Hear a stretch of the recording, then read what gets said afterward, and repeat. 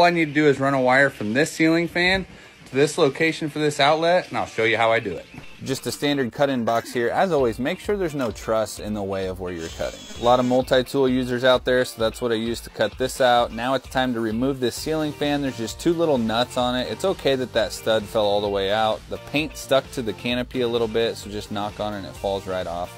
I do have this extra switch leg in there. I always run a 14-3 to the ceiling fans. That way if I ever need anything additional, it's right there. And in this application, it worked great. So just undo the wires, then the ceiling fan's ready to pull down. Now it's a matter of taking off this canopy of the ceiling fan. I'm gonna take this box out because it's just one screw that comes out, and then that opens it up. Pretty easy to fish this wire in. Yes, this is the only kind of fishing I do. So now I tape the 14-2 onto a fishing pole, send it across there, and as you'll see this little trick right there, I press that wire up there on top of that wainscoting so that the wire will stay there because I'm by myself. Now it's time to see if the fishing pole's there. Of course it is. Pull it down, pull the wire out, make the outlet up, and this end's good to go. Haters will say I need an in-use cover here. Probably right, but it's my house and I don't really care. Now back to the ceiling fan. This is a metal box, so you have to make sure that you bond the box to the ground or earth, like my overseas followers like to say. With the ceiling fan back up there, notice I make the red wire up to the ceiling fan, as that's what it was before, and now I'll use that black wire that was extra to hook into my outlet, and all the neutrals tie together as well as the grounds or earth. Everything outside is wrapped up. Now it's time to move inside where the switches are so that I can tie that into a switch. I do have an extra switch here that I'm not using, so I'm going to pull them apart, pull out that extra wire. Of course it was capped off. Now I will tie it to the switch that I'm not using, hook it all back up, and this is the finished product. Yes, my wife's happy.